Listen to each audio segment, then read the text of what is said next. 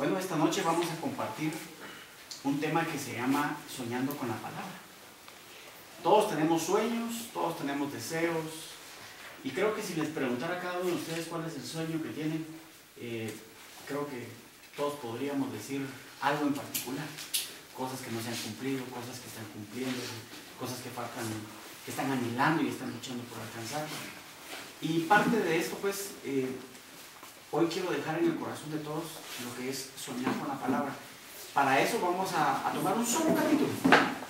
Tiene 6 versículos, pero es un capítulo poderoso porque tiene una de promesas en esos 6 versículos. Y cuando lo ampliemos y veamos las cosas desde otra perspectiva, nos vamos a dar cuenta que la palabra nos da sueños, nos da la capacidad de poder soñar de una manera distinta, con una forma distinta de ver las cosas. Y quiero que me acompañen a Salmo 128:1.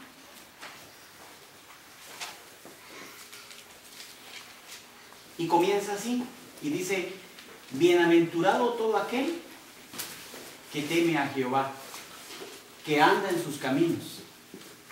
Cuando comieres el trabajo de tus manos, bienaventurado serás y te irá bien. Dice: tu mujer será como vid que lleva fruto a los lados de tu casa, tus hijos como plantas de olivo alrededor de tu mesa. He aquí que así será bendecido el hombre que teme a Jehová. Sigue diciendo: bendígate Jehová desde Sión, y veas el bien de Jerusalén todos los días de tu vida, y veas a los hijos de tus hijos, paz sea sobre Israel. Si se dan cuenta, tiene muchas palabras, y a mí me gustaría como enunciar algunas que generalmente las conocemos, pero a veces no ahondamos en ellas para saber lo que quieren decir. Bienaventurado, temer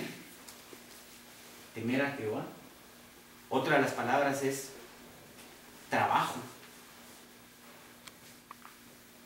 Sigue diciendo: tu mujer será como vid, dice. La vid, o sea, el racimo de uvas, la vid, lo que produce la uva. Habla de frutos. Habla de la planta de olivo.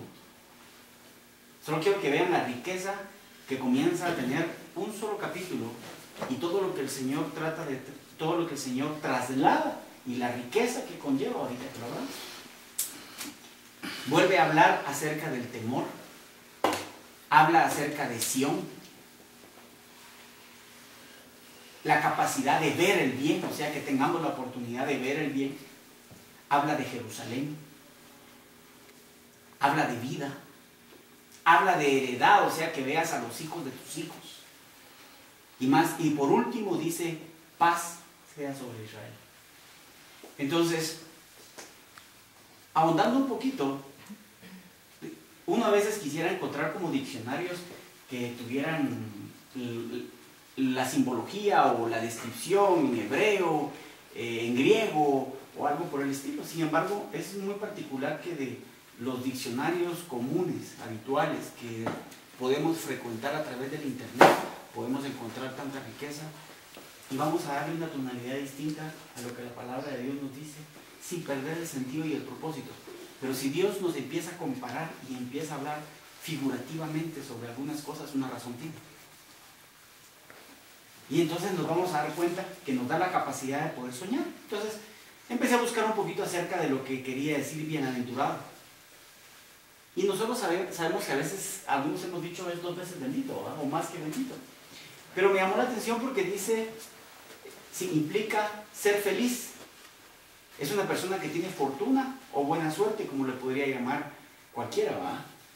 Habla también una felicidad resultado de las buenas cosas. Y ahí es donde empezamos como empieza a irse un poquito más hacia lo que queremos hacer. Dice, una felicidad resultado de las buenas cosas. Quiere decir oportuno, acertado, inspirado. Solo lo que significa la palabra bienaventurado. 3 veces dichoso. 3 veces dichoso. Y nosotros empezamos a darnos cuenta que el Señor está tratando de explicarnos algo más acerca de todo esto. Pero lo más particular, y que pude encontrar coincidencia en la mayoría de diccionarios, es el término feliz. Feliz de algo. Feliz de lo que haces. Feliz de ver el resultado por el camino que decides tomar. Entonces empiezas a darte cuenta que la bienaventuranza también implica una acción. Vamos a seguir viendo otro de los puntos. ¿Cuál otro hablamos? Temer a Jehová. Temer a Jehová. Entonces, en temer o temor habla de pasión del ánimo que hace huir o rehusar aquello. O sea, aquella cosa que dices tú, no, yo tengo temor, pero ese es el temor normal, el de la carne. Sigamos adentrando un poquito más. Habla recelo de un daño futuro. Ya como que se empieza a cambiar un poquito el sentido.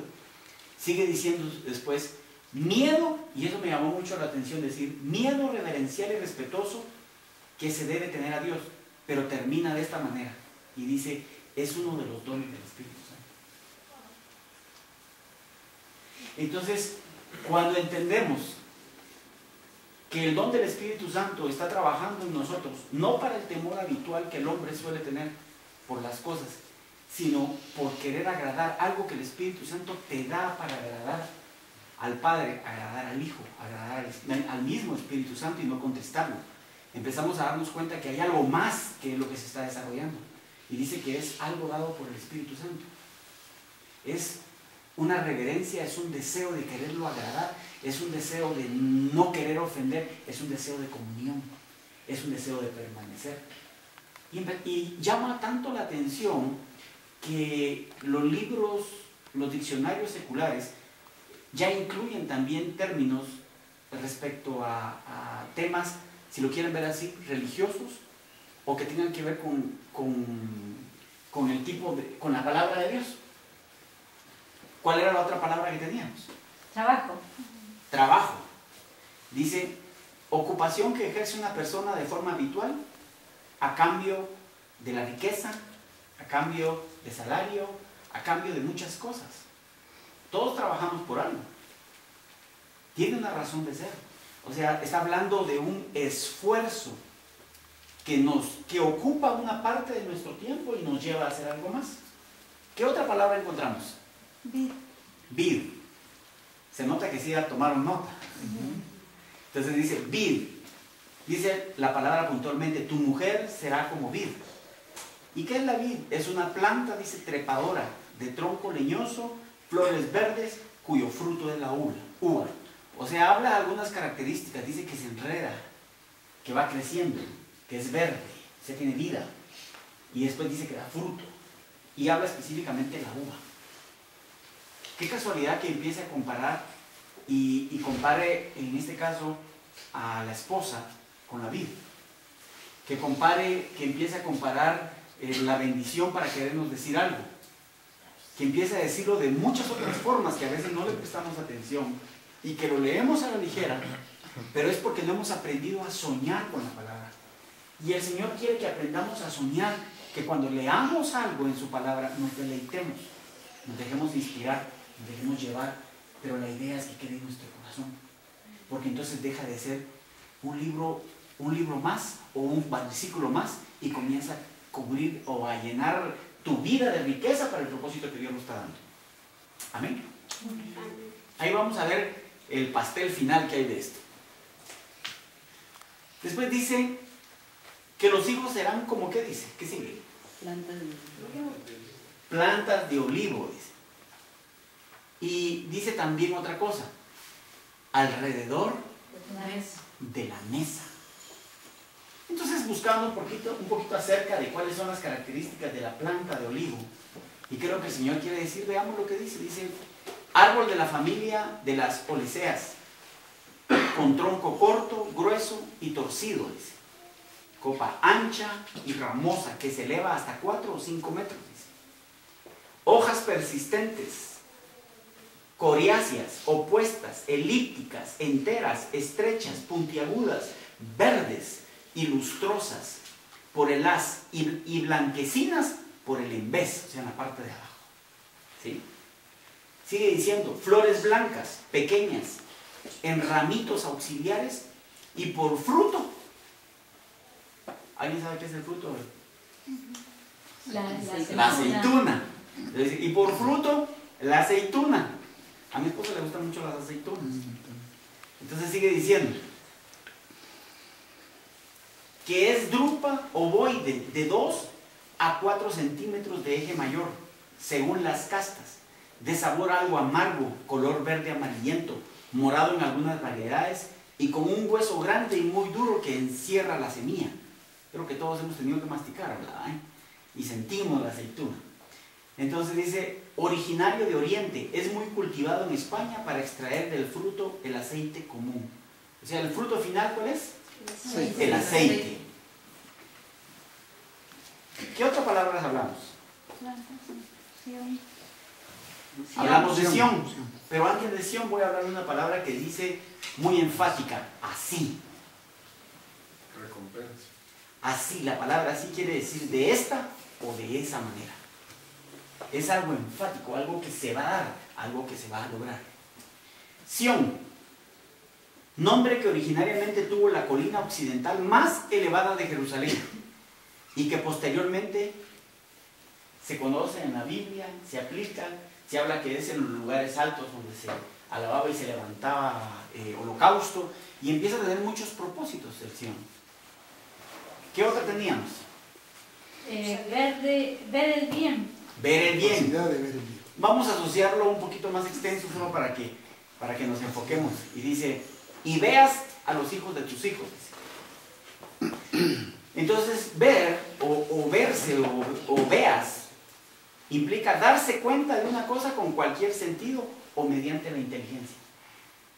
Yo puedo recibir algo no solo viéndolo, sintiéndolo también, degustándolo también, escuchándolo. O sea, habla en sí de todos los sentidos. No lo pone solo a uno, solo a los ojos, sino que cuando entramos en la presencia de Dios es bien delicioso, ¿no? Porque no solo es con nuestros ojos. Lo que menos está trabajando en ese momento son los ojos. Todos estamos ahí recibiendo del Señor. Es algo delicioso. Pero sigamos adelante, ¿verdad? Lo que está buscando decir. Jerusalén. Voy a seguir con Beas un momentito más. Dice, asistir a un espectáculo o acontecimiento. Sigue diciendo, verse. Escuchen esto, dice, imaginarse o encontrarse en una situación determinada. Entonces, cuando empiezas a ver la palabra ver, verse, que te veas, te está diciendo que sueñes, que puedas imaginarte, posicionarte en ese lugar, ser capaz de poder alcanzar una promesa, ir más allá. Y entonces empezamos a darnos cuenta que un capítulo de 6 versículos empezó a volverse algo tan rico en lo que el Señor quiere decirnos, en lo que el Señor quiere trasladar a sus hijos. Y la manera en que lo hablaba eran las cosas que el hombre conoce regularmente, las cosas que podía ver, las cosas con las cuales podía trabajar y más o menos relacionarse y saber cuál era el fruto. Entonces a veces nos falta un poquito que cuando leemos la palabra, soñar de qué es lo que el Señor nos está hablando, para entonces comprender y asimilar aquello en nuestros corazones de tal manera que muy difícilmente alguien te lo quite. Muchas veces queremos recordar las palabras textuales y no las sabemos. Pero si la palabra o lo que el Señor quiso decir te queda en tu corazón, nadie te lo va a quitar. Porque sabe que lo recibiste. Es muy diferente conocer a aprender. El aprender significa estar ejercitándose en algo. ¿Amén? Amén. Después